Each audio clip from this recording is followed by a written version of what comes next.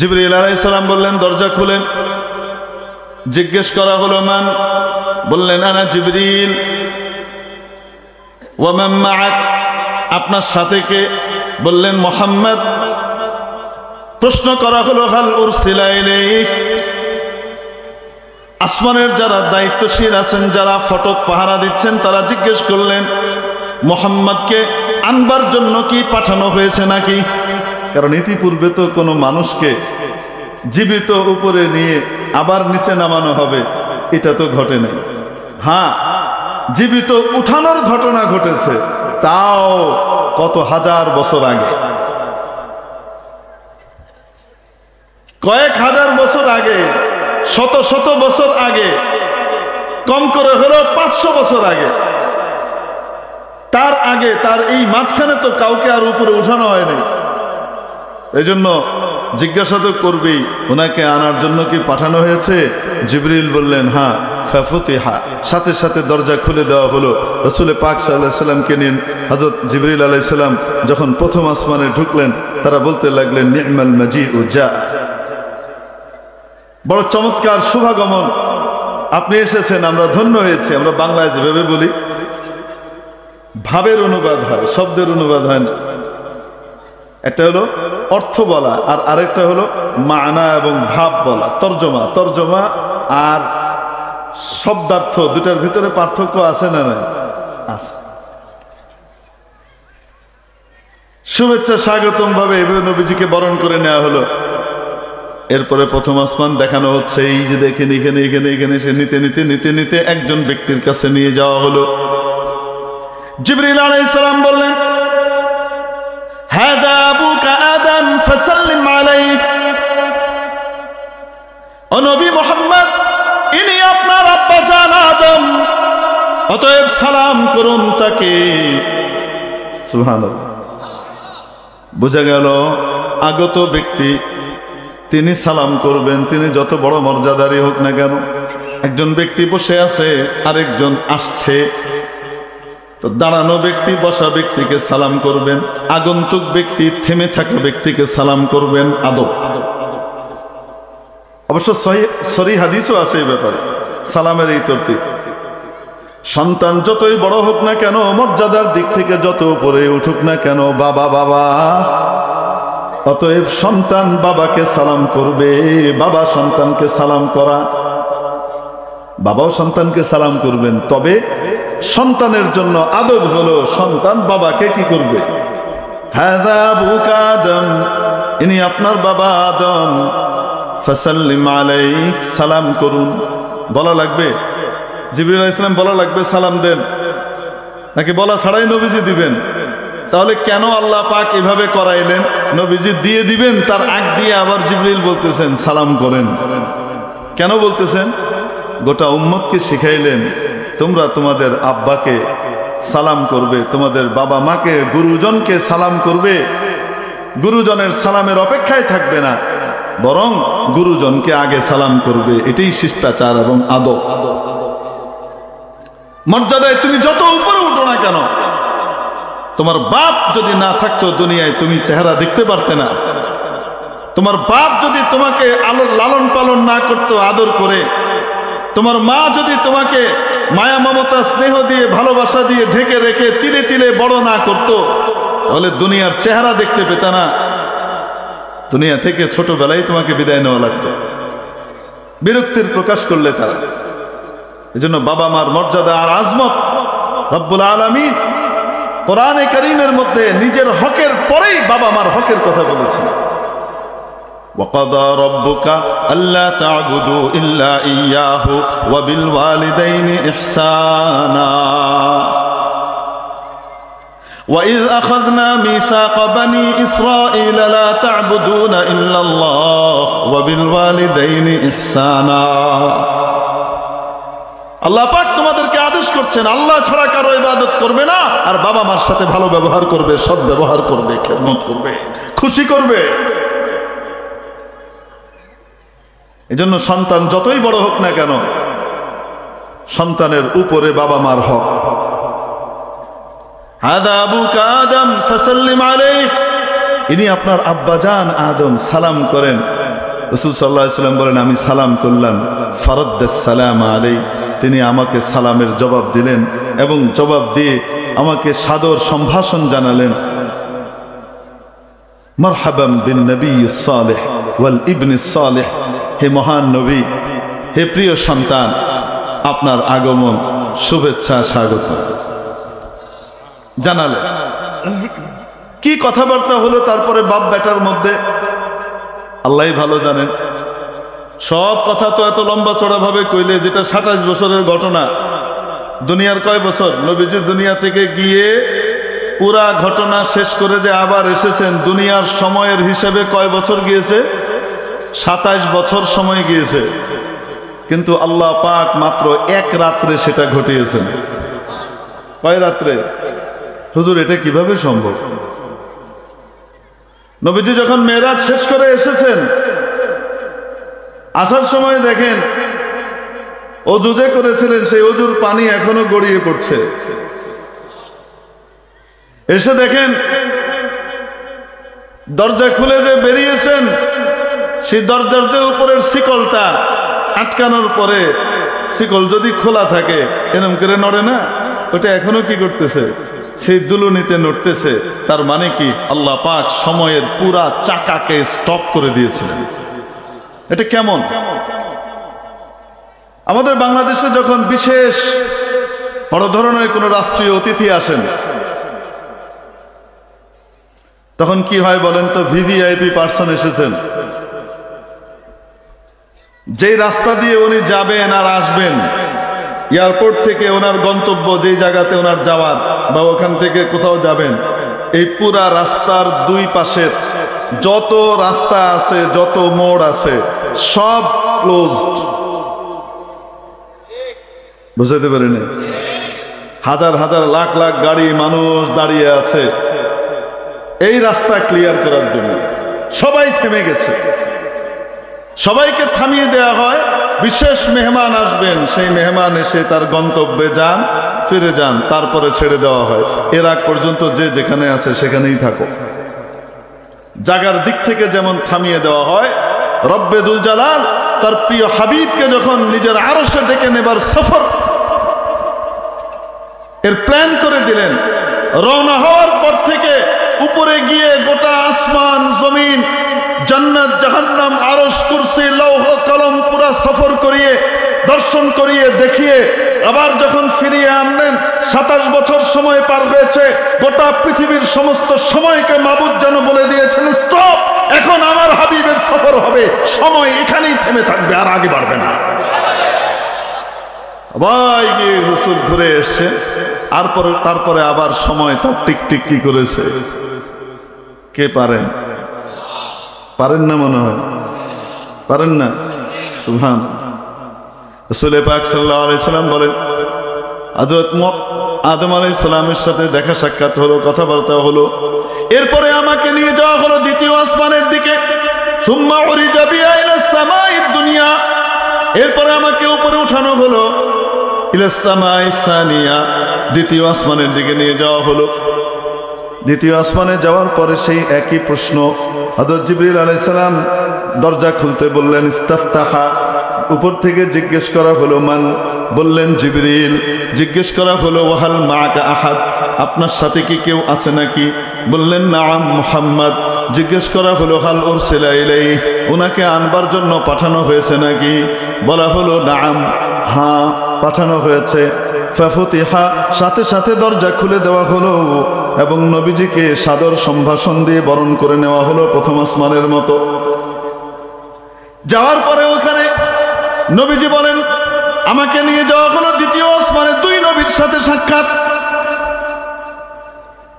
ফাইদা ইয়াহইয়া ওয়া ঈসা আলাইহিমাস সালাম ওয়া হুমা ইবনা খালা। এনে আবার ইশকাল জবাব আছে, ইবনা খালা কেন নয়, মামু ভাগ্নে না। ওখানে হযরত ঈসা আলাইহিস সালাম এবং ইয়াহইয়া আলাইহিস সালাম, এই দুইজনের সাথে নবীজির সাক্ষাৎ হলো। কত নম্বর আসমানে? এই জন্য কয় নম্বর আসমানে কার কার সাথে দেখা হয়েছে এই ব্যাপারে রিওয়ায়াত মুখতালিফ। বুখারীর এটাকে প্লট বানিয়ে বলতেছে। দেখা হওয়ার সাথে সাথে বললেন, এনারা দুইজন আপনার ভাই, এনারা দুইজন আপনার ভাই ইয়াহিয়া এবং ঈসা, সালাম করেন। মর্যাদার দিক থেকে নবীজি কত উপরে, ওনারা নিচে, কিন্তু বয়সের দিক থেকে তো তারা বড়, বয়সের দিক থেকে বড় ভাই। অতএব ছোট ভাই বড় ভাইকে কি করতেছে? বয়সের দিক থেকে ছোট ভাই বড় ভাইকে সালাম করতেছে, যদিও ছোট ভাইয়ের মর্যাদা বড় ভাইয়ের চেয়ে এত উপরে, এত উপরে যে সমস্ত ভাই মিলেও কাছে যাইতে পারবে না। ঠিক কি? সালাম করেন, সালাম হলো। ফারাদ্দা, তারাও আমাকে সালামের জবাব দিলেন। কি কুশল বিনিময় হয়েছে আল্লাহই জানে। এরপরে আবার উপরে নিয়ে যাওয়া হলো। সুম্মা উরিজা বিয়া ইলাস সামাইস সালিসা, আমাকে তৃতীয় আসমান পর্যন্ত নিয়ে যাওয়া হলো। ওয়াস্তাফতাহা, জিবরিল দরজা খোলার জন্য বললেন। জিজ্ঞেস করা হলো মান, কে? উত্তর দিলেন আনা জিবরিল, আমি জিবরিল। হাল মাআকা আহাদ, আপনার সাথে কি কেউ আছে নাকি? বললেন হ্যাঁ, মুহাম্মদ। জিজ্ঞেস করা হলো হাল উরসিলা ইলাই, আনার জন্য পাঠানো হয়েছে? বললেন হ্যাঁ, পাঠানো হয়েছে। ফাফুতিহাল বাব, সাথে সাথে তৃতীয় আসমানের দরজা খুলে দেওয়া হলো। উপরে আমাকে সেভাবে আগের মতোই বরণ করা হলো। নি'মাল মাজিউ জাআ, কত মহা শুভাগমন! আসুন, আপনার শুভাগমনে আমরা ধন্য হয়েছি। নবীজিকে ভেবে তৃতীয় আসমানওয়ালারা বরণ করলেন। হযরত জিবরিল আলাইহিস সালাম নিয়ে গেলেন ওখানে অবস্থানকারী একজন নবীর কাছে। ফাইদা ইউসুফ আলাইহিস সালাম, সেখানে হযরত ইউসুফ আলাইহিস সালামের সাথে দেখা হলো। জিবরিল বললেন হাদা আখুকা ইউসুফ ফাসাল্লিম আলাইহি, আপনার ভাই ইউসুফ, সালাম দেন। হযরত ইউসুফ আলাইহিস সালামকে সালাম দিলেন, উনিও উত্তর দিলেন। কথাবার্তা হলো। এরপরে চললেন চতুর্থ আসমানের দিকে। শুনতে তো খুব কম, মানে মজাই লাগতেছে, যে মনে হয় দ্বিতীয় আসমান থেকে রওনা দিলেন আর চতুর্থ আসমানে পৌঁছাই গেলেন। কারণ হুজুরে 5 মিনিটে প্রথম আসমান থেকে তৃতীয় আসমান পার করে ফেলছে। তো না কেন, বাস্তবে কি এরকমই নাকি? হ্যাঁ, এই মাঝে মাঝে ছোটবেলায় আমরা বিরক্ত করতাম না, খালি গল্পগণ গল্পগণ গল্পগণ। তো আমাদের এক মহাজ্ঞানী মামা ছিলেন, ওনার কাছে গল্পের কোনো অভাব ছিল না। আর আমার দৃষ্টিতে উনি ছিলেন সবচেয়ে বড় জ্ঞানী। কেন? ওনার কাছে গল্পের ভান্ডার আছে। আসলে গল্প তো উনি বলতেনই, এরকম 15-20টা গল্প থেকে বানায় আবার আরেকটা রেডি করে লাইতেন আর কি, বুঝলেন? মানে যখনই মামা গল্প বলেন তো সাথে সাথে আচ্ছা ঠিক আছে, গল্প, এত গল্প শুনে কি হবে, এই যে বলতেছে গল্প বানাইতেছে, বাস তারপরে গল্প একটা শুরু হয়ে গেল, সুন্দর একটা গল্প রেডি হয়ে গেছে। তিনার কাছে কখনো গল্প আমাদের মিস হইতো না। এই জন্য এই মামাকে আমরা মনে করতাম পৃথিবীর সবচেয়ে বড় জ্ঞানী মামা, সবচেয়ে জ্ঞানী মানুষ। তার কাছে গল্পের অভাব নেই। যে বেটা গল্পই কইতে পারে না, হে বেটা কি জানে? কিচ্ছু জানে না। আরে বাচ্চাদের একটা বয়স আসে না, এক এক বয়সে তার কাছে এক একটা পর্যায়ে আসে গল্প। যে বেশি গল্প বলতে পারে সে আসলে বড় জ্ঞানী। আকল যখন আরো বাড়তে থাকে তখন আসে গপ্প বাস দিয়ে তো দুনিয়া চলে না, বাস্তবতা কি সেটা দেখি। ঠিক ঠিক না, এটা আসে। তো আব্বাকে যখন গল্পের জন্য বলতাম, আব্বাকে সবাই এত জ্ঞানী বলে, এত সম্মান করে, এই করে সেই করে, কিন্তু আমার কাছে মনে হতো আব্বা কিছুই তো জানে না। একটা গল্প করতে হবে, 2-3টা গল্পকে, তারপর আব্বার কাছে আর গল্প নাই। তো উনি গল্প শুরু করতেন। কি গল্প? হ্যাঁ, একটা শিয়াল, সে একটা মুরগি ধরবে, মুরগি খাবে, তাই সে রওনা করছে। যেতে যেতে যেতে যেতে কিন্তু ওই পারে তো মুরগি পাওয়া যাচ্ছে না, মুরগি আছে নদীর ওই পারে। কোথায়? এই জন্য এখন শিয়াল সাঁতার কাটা শুরু করলো, তারপর গিয়ে সে মুরগি খাবে। বলে আব্বা চুপ, চুপ হয়ে আব্বা। তারপরে হ্যাঁ, শিয়ালটা পার হোক নদীটা, কোথাও নদী পার হচ্ছে, পার হয়ে নেই। আসলে যদি বাস্তবে শিয়াল এরকম নদী পার হইতে হয়, তারপরে গিয়ে খাইতে হয়, তার কত সময় লাগবে? বাস্তবে যদি এরকম হয় তো কত সময় লাগবে না? কিন্তু গল্পের ভিতরে তো সেটা আধা মিনিট হয়ে গেছে।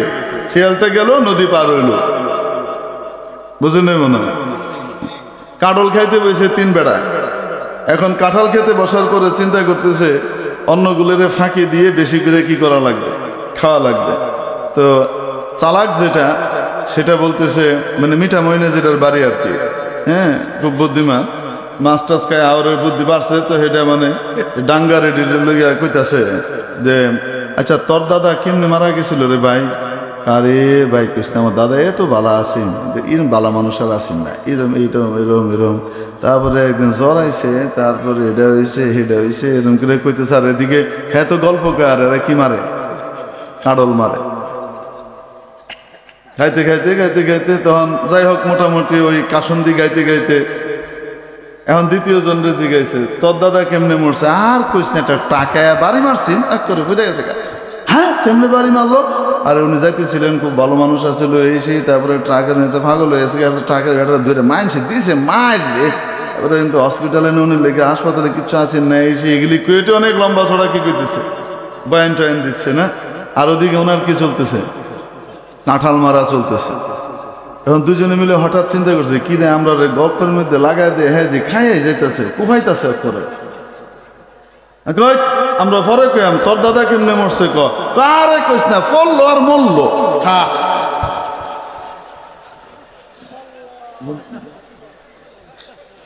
তো গল্পের ভিতরে কি চলে, অল্প সময়ে কি হয়ে যায়, সব ঘটনার বিবরণ শেষ হয়ে যায়। বর্ণনাকারী যখন বর্ণনা করে তখন বিবরণ তো খুব অল্প সময়ে দিয়ে দেওয়া যায়, কিন্তু এটার বাস্তবতা কত দীর্ঘ সময়ের। আরে ভাই, এক একটা আসমান থেকে একটা আসমানের দূরত্ব কত, সুবহানাল্লাহ। এই যে আকাশটা আমরা দেখতে পাই, বিজ্ঞানীরা বলেন এটা আকাশ না, এটা মানুষের দৃষ্টির শেষ সীমা।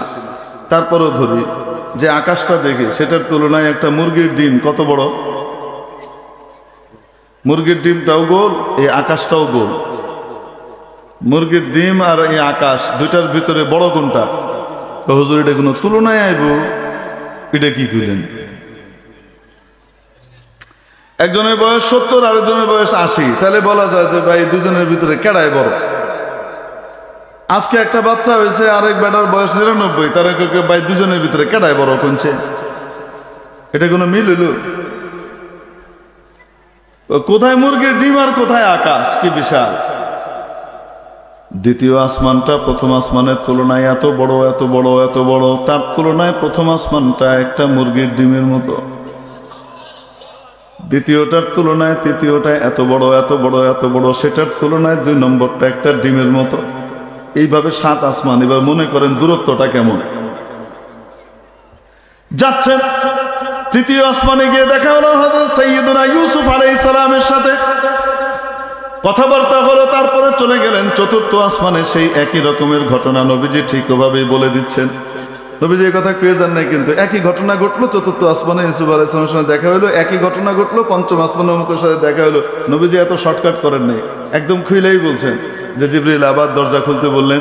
ওখানে সেই প্রশ্নই হলো, যে প্রশ্নগুলো ওই যে উত্তরগুলো, এগুলো সব নবীজি বারবার বারবার করেই কিন্তু বলতেছেন। কিন্তু আমি বারবার বলতে পারতেছি না, কারণ আমরা সময় মনে হয় কম। সুলতানুল ওয়াইজিন আয় বিষয় হুজুর আইসে বললে তখন আমার তায়াম্মুমের মেয়াদ শেষ হয়ে যাবে। কই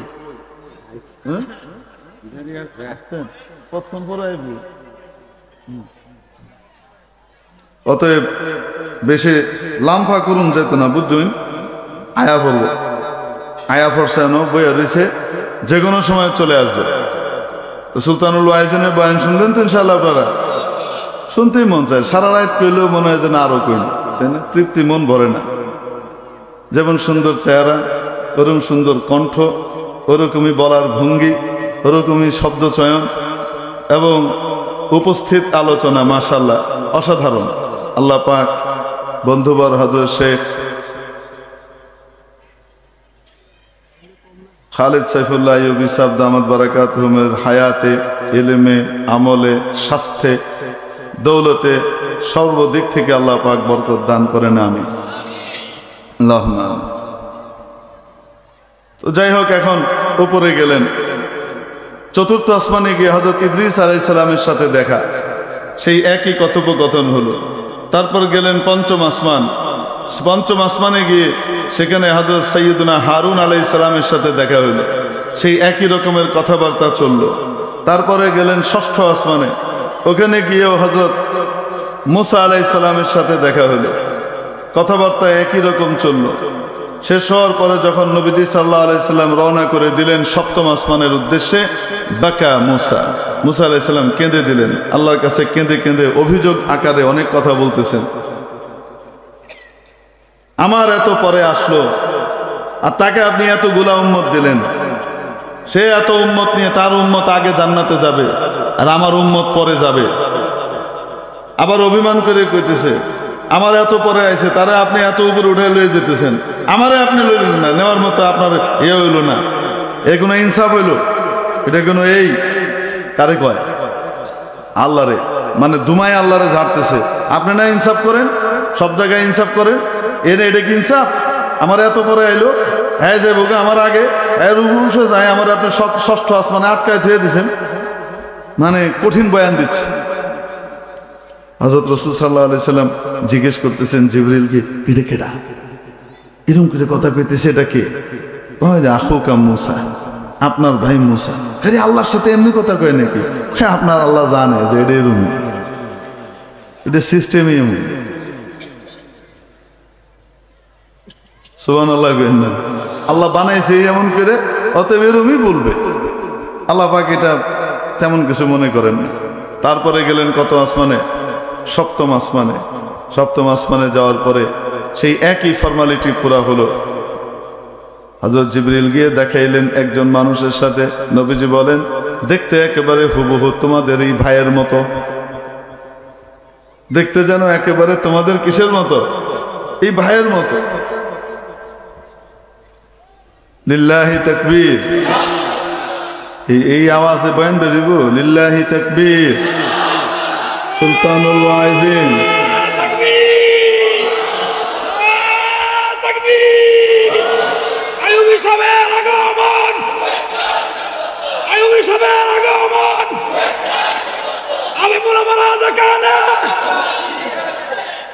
মাশাআল্লাহ। তারপরে শেষ করে লাইনা, নাইলে বদদুয়া দিবেন আপনারা।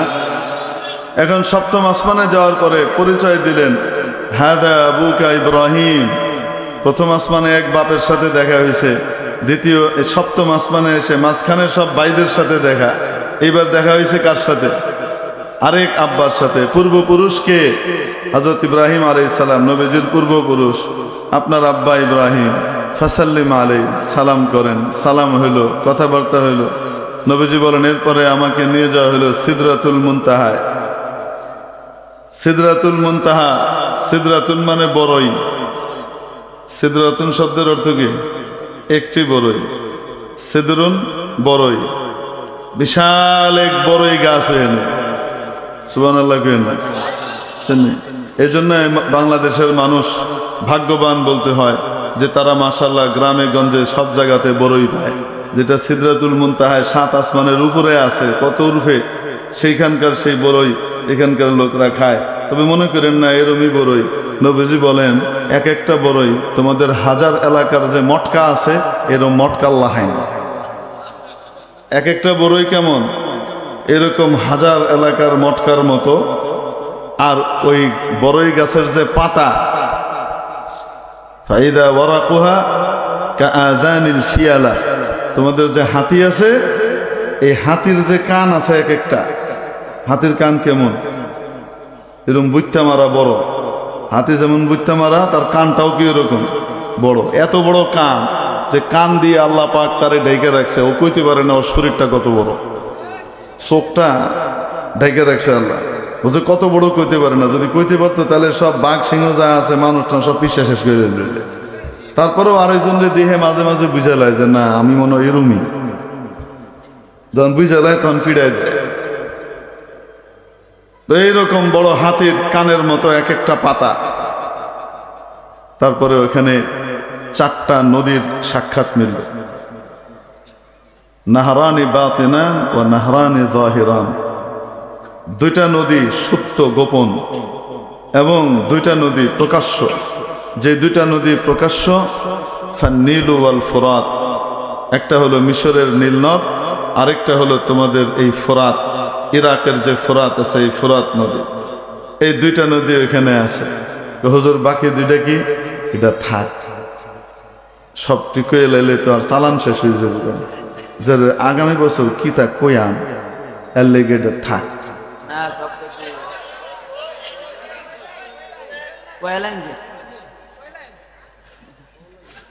তারপরে উনি বলেন এরপরে আমাকে বাইতুল মামুরে নিয়ে যাওয়া হলো। সুবহানাল্লাহ। সপ্তম আসমানে একটা ইবাদতের ঘর আছে, বিশেষ ঘর, যেমন দুনিয়াতে কাবা শরীফ। প্রথম আসমানে বাইতুল ইজ্জত, সপ্তম আসমানের যে মাওলার ঘর আছে তার নাম হলো বাইতুল মামুর। নবীজি বলেন ওখানে প্রত্যেক দিন 70,000 ফেরেশতা ঢুকে। 70,000 ফেরেশতা গিয়ে ইবাদত করে বের হয়ে আসে। যেদিন থেকে আসমান আর জমিন তৈরি হয়েছে, ফেরেশতাদের সৃষ্টি হয়েছে, যেই ফেরেশতা একবার গিয়েছে দ্বিতীয়বার তার আর কোনোদিন সুযোগ হয় নাই। কল্পনা করে নেন কতদিন গিয়েছে। প্রতিদিন যদি 70,000 করে ফেরেশতা যায় তাহলে ফেরেশতার সংখ্যা কত? মেরে মুহতারাম দোস্ত, এরপরে নবীজি বলেন এর উপরে আমাকে নিয়ে যাওয়া হলো। ফাইদা ফিহা আলওয়ান, রং আর রং, রং আর রং, কত রকমের অদ্ভুত রং আমি দেখেছি, কল্পনার বাইরে, অদ্ভুত, অকল্পনীয়, অসাধারণ রং, রঙের জগৎ। রব্বুল আলামিনের পরে গিয়ে সিদরাতুল মুনতাহা পার হওয়ার আগ দিয়ে ওখানে গিয়ে দাঁড় করাইলেন, জিবরিল দাঁড় করাইলেন। বোরাকের এরিয়া শেষ, এর উপরে আর বোরাক যেতে পারবে না, বোরাকের এরিয়া শেষ। এবার অনেক উপরে আরশ থেকে বিশেষ বাহন আসলো নবীজিকে নেওয়ার জন্য, যার নাম রফরফ। কেমন সেটা তার কোনো বিবরণ নবীজিও দেন নাই, আমরাও জানি না। ইনশাআল্লাহ কিয়ামতের দিন জান্নাতে গেলে রফরফ আপনাকে ইচ্ছা হইলে দেখাইবে আল্লাহ তাআলা। দেখতে মন চায়? রফরফ আসলো, নবীজি চড়লেন। জিবরাইল আলাইহিস সালাম বলেন ওয়াদাআন, যান। আপনি যাবেন না? না। কেন? আমার এরিয়া শেষ, এর থেকে যদি একটু সামনে বাড়ি, এক চুল পরিমাণও যদি সামনে বাড়ি, আল্লাহ পাকের তাজাল্লির বিশেষ এরিয়া শুরু হচ্ছে, আমার সমস্ত ডানা টানা পর টর জ্বলে শেষ হয়ে যায়। হযরত শেখ সাদি রহমাতুল্লাহ আলাইহি হাদিসের এই ভাষ্যকে তার ভাষায় ভাবে বলেছেন, अगर यकसरे मो ये बरतर परम, अगर यकसरे मो ये बरतर परम, फरोगे तजल्ली बुसूजत परम। এক চুল পরিমাণ যদি আল্লাহর হাবিব এখান থেকে আমি আগে বাড়ি, মাওলায়ে পাকের তাজাল্লির নূর দ্বারা আমার সমস্ত পরগুলো জ্বলে পড়ে সারখার হয়ে যাবে। নবীজি যাওয়া শুরু করলেন উপরে। উপরে গেলেন, কথাবার্তা হলো। ফাকানা কাবা কাউসাইনি আও আদনা, বিপরীত দুই জিনিস যতটুকু কাছে আসতে পারে এর চেয়ে বেশি কাছে আর আসা সম্ভব না, অতটুকু কাছে বসে দুইজনের আলাপ আলোচনা হলো। মাওলা হলেন খালেক, নবীজি হলেন মাখলুক, বিপরীত জিনিস। এর চেয়ে আর কাছাকাছি যাওয়ার সুযোগ নাই, কথাবার্তা হলো। দেখেছেন কি দেখেন নাই? সাহাবী আব্দুল্লাহ ইবনে আব্বাস রাদিয়াল্লাহু আনহু বলেন দেখেছেন, আম্মা জান আয়েশা বলেন দেখেন নাই। হাদিস এই ব্যাপারে হাদিস সাকেত, হাদিস এখানে কিছুই বলে নেই, দেখেছেন কি দেখেন নাই। বাকি দুই সাহাবিয়া দুই যে মাযহাব বিভক্ত হয়ে গেলেন, দুই মতে চলে গেলেন, উভয়ের পক্ষেই শরীয়তের অন্যান্য দলিলগুলো আছে, প্রত্যেকে গবেষণা করে বের করেছেন। তারপরে ওখান থেকে যখন আসেন, রব্বুল আলামিন 50 ওয়াক্ত নামাজ দিলেন। কয় ওয়াক্ত? যখন নবীজি নিচে নিয়ে আসতেছেন 50 ওয়াক্ত নামাজ, নবীজি আল্লাহ পাক বলে দিয়েছেন, আপনি তো আমার সাথে মেরাজ করলেন, কথাবার্তা বললেন, আপনার উম্মতের জন্য 50 বার সুযোগ দিয়ে দিলাম। যখনই তারা নামাজে দাঁড়াবে আমার সাথে তারা কথা বলবে। আসসালাতু মিরাজুল মুমিন। আমি জীবনে একবার পাইলাম আর আমার উম্মত প্রতিদিন 50 বার পাবে। কি খুশি! নবীজি আনন্দের চোটে 50 ওয়াক্ত নামাজ নিয়ে আসতেছেন। 6 নম্বর আসমানে আবার সেই মুসা আলাইহিস সালামের সাথে দেখা। কি দিলেন? 50 ওয়াক্ত নামাজ দিয়েছেন। আপনি হাসতেছেন? 50 ওয়াক্ত নামাজ দিয়েছেন। আরে যান, তাড়াতাড়ি যান। আপনি আমার চেয়ে মর্যাদায় অনেক উপরে, ঠিক, কিন্তু আমার চেয়ে বেশি অভিজ্ঞ না। আমার অভিজ্ঞতা আছে। ইন্নী আলাজতু উম্মতি, আমি আমার উম্মতকে চালাইছি, এগুলোকে আমার লম্বা সময় গেছে। ইন্না উম্মাতাকা লা তুতিক, আপনার উম্মত পারবে না, অসম্ভব। আমার গেলি তো শক্তি আরো বেশি আছে আপনার উম্মতের তুলনায়, শক্তি তো অনেক বেশি ছিল, লম্বা দীর্ঘ ওমর ছিল, তারপরেও ওগুলোর 2 ওয়াক্ত দিছে, হেডি করে নেই, টাল্টি বাল্টি করছে, বেতমিজি করছে। 5 ওয়াক্ত নিয়ে যাইতেছেন আপনি, 50 ওয়াক্ত নিয়ে, সম্ভব না, পারবে না। আপনি তো খুব খুশি, তাড়াতাড়ি যান, ফারজি ইলা রব্বিক ফাখাফিফ, যান কমায় নিয়ে আসেন আল্লাহর কাছে। নবীজি আবার গেছেন, আল্লাহ 5 কমায় দিছেন, রয়েছে কত? আবার মুসা আলাইহিস সালাম ব্যারিকেড দিছে, দাঁড়ান, কত? 5 কমছে, 45 আছে। আরে আমি আমার উম্মত চালাই, আমার অভিজ্ঞতা আছে। আলাজতু উম্মতি, আপনি তাড়াতাড়ি যান। একবার নিচে চলে গেলে আর কমেন যেত না, যা কমানি রেহে নিলে। এবার 9 বার গেলেন, 9 বার মুসা আলাইহিস সালাম আটকাইছেন। তো বলেন তো দেখি, মুসা আলাইহিস সালাম আমাদের জন্য একটা বিশেষ দয়া করছেন কি করেন নাই?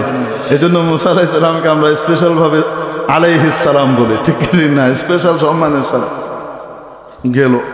9 বার যাওয়ার পরে রয়েছে কত? আল্লাহ পাক বলে দিলেন, মুহাম্মদ এই 5 দিলাম, তবে তোমার উম্মত যদি এই 5টা আদায় করে আমি ফুল 50-এর সওয়াব দেব। 50-এ যায়, 5-এ তা দিই।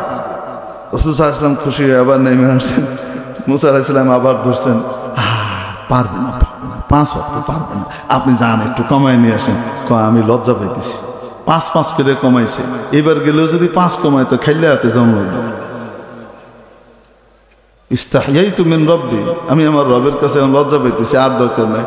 আচ্ছা ঠিক আছে, যান, কি আর করা, 5 লয়ে যেতেছেন, যান। এই 5 ওয়াক্ত নামাজ আমাদের জন্য আল্লাহ পাক মেরাজের উপহার হিসেবে পাঠাইছে। আসসালাতু মিরাজুল মুমিন, নামাজ মুমিনের মেরাজ। নবীজি ওখান থেকে আবার দুনিয়ার স্পেস স্টেশনে এসে নামলেন। স্পেস স্টেশন কোনটা? বাইতুল মাকদিস, মসজিদুল আকসা যে অঞ্চলে অবস্থিত, সেই অঞ্চলকে শাম বলা হয়। সিরিয়া, জর্দান, এমনি ভাবে ফিলিস্তিন, আর যে ইসরায়েল দখল করে থুয়ে দিছে, এগুলি সব সহই মনে করেন কি, আসলে তো ফিলিস্তিন। আরেকটা কি কোন? কয়টা? 4টা দেশ মিলে শাম। সিরিয়া, উর্দুন, ফিলিস্তিন, আরেকটা কি? লুবনান, এখনকার যে লেবানন আছে, এই 4টা মিলে হলো শাম। এই পুরা অঞ্চলটা বাইতুল মাকদিসের আশপাশের এরিয়া। মাবুদ বলেন, সুবহানাল্লাযী আসরা বিআবদি লাইলান, গরিমা বর্ণনা করুন সে আল্লাহ, সেই সত্তা যিনি স্বীয় দাস জিও বান্দাকে রাত্রিকালীন ভ্রমণ করালেন। মিনাল মসজিদিল হারামি ইলাল মসজিদিল আকসা, মসজিদে হারাম থেকে মসজিদে আকসা পর্যন্ত রাত্রিকালীন ভ্রমণ। আসমানের কথা আর কইতেছে না, রাত্রিকালীন ভ্রমণ। এই যে মেরাজের বয়ান দিলাম, এটারা রাত্রিকালীন ভ্রমণ বলতেছেন না, কি বলতেছেন? এখান থেকে এখানে রাত্রিকালীন ভ্রমণ করাইলেন, তারপর ওইখান থেকে উপরে নিয়ে গেছিলেন, এবার উপর থেকে আবার ওখানেই নামাইছেন। মসজিদুল আকসা ওই বাইতুল মাকদিসেই নামাইছেন। ওই অঞ্চলটার সাথে আসমানের একটা বিশেষ সম্পর্ক আছে, নুজুল এবং হুবুতের। কিয়ামতের পূর্বকালে যখন হযরত ঈসা আলাইহিস সালাম আসমান থেকে নাজিল হবেন, সবাই চোখের সামনে দেখতে পাবে ঈসা আলাইহিস সালাম নামতেছেন। মন চায় দেখতে? কেমনে নামতেছেন দেখতে মন চায়? মোবাইলে ফষ্টি নষ্টি শয়তানি করে কোনোদিন কপালে জুটবে না।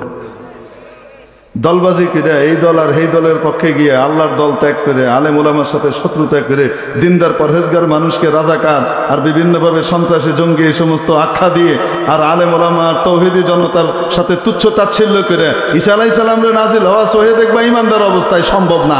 দাজ্জালের বাহিনী হবা তুমি। এজন্য আল্লাহর কাছে দোয়া করা উচিত, আল্লাহ ঈসা আলাইহিস সালামের আসমান থেকে নামাটাও দেখাই দিয়েন, আর আমাকে এমন ইমান দিয়ে দিলেন যেন হযরত ঈসার সাথে আমি এক দলে থাকতে পারি। সুবহানাল্লাহ। নামতেছেন দামেস্কের জামে মসজিদের মিনার পর্যন্ত এসে নামবেন। দামেস্কের জামে মসজিদের যে মিনার, এই মিনার পর্যন্ত এসে নামবেন। এতক্ষণ তো আসমান থেকে খালি হাতে কোনো সিঁড়ি টিড়ি ছাড়া নামছেন, এখানে নামার পরে মিনারের নিচ থেকে কি লাগানো হবে? সিঁড়ি লাগানো হবে। সেই সিঁড়ি বেয়ে হযরত ঈসা আলাইহিস সালাম নিচে নামবেন। সুবহানাল্লাহ কইেন না। একটা প্রশ্ন, আসমান থেকে নেমে আইলেন, সিঁড়ি লাগলো না, এই মিনারের মাথা থেকে নিচে নামতে সিঁড়ি লাগে কেন? উত্তর বের করবেন আপনারা। প্রশ্ন থেকে গেল। তাহলে আসমানে উঠা নামা এই বিষয়ের সাথে ওই অঞ্চলটার বিশেষ একটা কি আছে? সম্পর্ক আছে। মাওলায়ে পাক ওইখানেই নামাইলেন কাকে? রাসূল সাল্লাল্লাহু আলাইহি সাল্লামকে। নামার পরে নামাজ নিয়ে আসছেন না? কে নিয়ে আসছেন? ফজরের ওয়াক্ত হাফেজ ইমাদউদ্দিন ইবনে কাসির রহমতুল্লাহ আলাইহি বলেন, রাসূল পাক সাল্লাল্লাহু আলাইহি সাল্লাম নামার পরে এরপরে যে হাদিস, সমস্ত নবীরা সারিবদ্ধভাবে কাতারবদ্ধভাবে দাঁড়িয়ে আছে। জিবরিল আলাইহিস সালাম এসে আল্লাহর হাবিবকে আগে বাড়িয়ে দিলেন, সাল্লি বিহিম ইয়া মুহাম্মদ, মুহাম্মদ আপনি এনাদের সবাইকে নামাজ পড়ান। নবীজি 2 রাকাত নামাজ পড়ালেন, সমস্ত নবীরা তার পিছনে নামাজ পড়লেন। সুবহানাল্লাহ। হাফেজ ইমাদউদ্দিন ইবনে কাসির রহমতুল্লাহ আলাইহি বলেন, এই নামাজটা ছিল মেরাজ থেকে আসার পরের প্রথম নামাজ।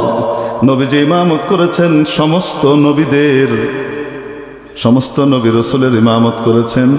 তারপরে আবার ওখান থেকে গালাসের মধ্যে হয়েছে নামাজ, আন্দার থাকতে থাকতে পড়ছেন।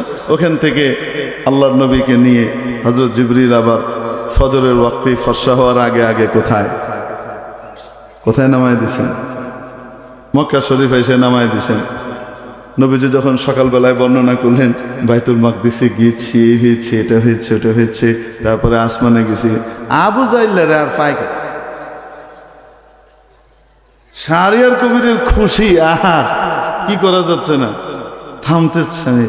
এই মোল্লারে এতদিন খালি অযৌক্তিক কথা বলেছে, মাথাটা যে নষ্ট আমরা বলেছি, কিন্তু কেউ বোঝেনি যে দেখুন কি বলছে, আজগুবি কথা। এরা সবাই খুশি, যাক সবাইরে তো নাড়ানো সম্ভব, আবু বকর নাড়ানো যেত না, এইবার আবু বকর মরবে, আবু বকরের দল ছুট করানো যাবে।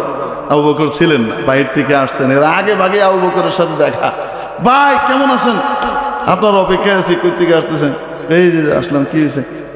আরে জানেন না ভাই, আছে সবই ভালো, মক্কার অবস্থা তো কেমন যে হয়ে গেল, মোহাম্মদকে এত ভালোবাসি, তার জন্য পরানটা ফুরে, কি জানি কয় না, ফ্যাট ফুরে না, তাহলে পরান ফুরে ফ্যাট ফুরে, কি কষ্ট। তারে কেউ কিছু কইলে ঘাট আসলে যায়, বুঝলেন না? বেচারা নবী যে কয় এটা তো হাসই কয়, কিন্তু এখন মাথায় মনে একটু ডিফেক্ট দেখা দিছে, সমস্যা দেখা দিছে।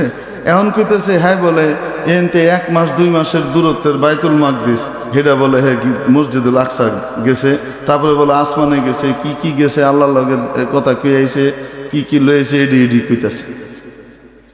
এখন মানুষে যখন এডি কয় তো খুব তো খারাপ লাগে। হাজার হোক মোহাম্মদ আমাদের প্রাণের মানুষ। দেখবেন কিছু মানুষ আছে, এরা ইমাম আর খতিবের বদনাম করার লিগে প্রথমে সেই খতিবের আর ইমামের মহব্বতে পিতলা খাতিরে তার দিল জ্বলে যেতেছে, প্রথমে এডি কইব, কইটে শেষে কইব। কিন্তু ওনারা যখন কেউ খারাপ কয়, কইল যেটা ছিঁড়ে যায়, উনি এটা না করলে হয় না, যে এই আকামটা উনি করলেন কে লিখিয়া ফাইনাল আইসে মানে কোপটা মারা আছে না নাই? একেবারে আবু জাহেল ইবলিসের খাস চালা এই দুনিয়াতে বর্তমানেও যুগে যুগে এই চালাও আছে, আবু জাহেলের চালাও আছে, আবু বকরের অনুসারীও আছে, ঠিক কি ঠিক না? আবু বকর রাদিয়াল্লাহু আনহুর কাছে সব কিছু কয়ে যখন সারছে, উনি শুনে টুনে বলেন, বলছেন নাকি এরকম? হ্যাঁ, এই জন্যই তো আসলাম, আপনি একটু বুঝান। আর ওর মাথা মাথা নষ্ট হয়েছে, নবী টুবি যে না, এটা একটু বুঝান, এটা একটু বুঝান, আপনি বুঝাইতে পারবেন, আপনি আমাদের সাথে আসেন। তো আবু বকর রাদিয়াল্লাহু আনহু চায় চায় খায়, যদি কয়ে থাকে তাহলে ঠিকই কইছে। মুখটা লগে লগে একদম আবু হাসান কমতারিরা হয়ে গেল। তোমারও মাথাটা নষ্ট হয়েছে, মনে করছিলাম তোমার মাথাটা ভালো, তোমারটাও গেছে, গেলে গেছে। রাসূল পাক সাল্লাল্লাহু আলাইহি ওয়াসাল্লাম যখন জানলেন আবু বকরকে বিভ্রান্ত করতে গিয়ে উল্টা থাবর খাইয়া আইছে, নবীজির সাথে সাথে ঘোষণা করে দিলেন, আবু বকরের এখন উপাধি হবে সিদ্দিক। আবু বকরিন সিদ্দিক। তাহলে আসমান থেকে যে নামাজ আল্লাহ পাক আমাদেরকে আরশ থেকে দিয়েছেন, এই হাদিয়া আমরা ঠিক মতো পালন করব তো ইনশাআল্লাহ। আল্লাহ পাক আমাদেরকে আমলে তৌফিক দান করেন। ওয়া আখিরু দাওয়ানা আলহামদুলিল্লাহি রাব্বিল আলামিন।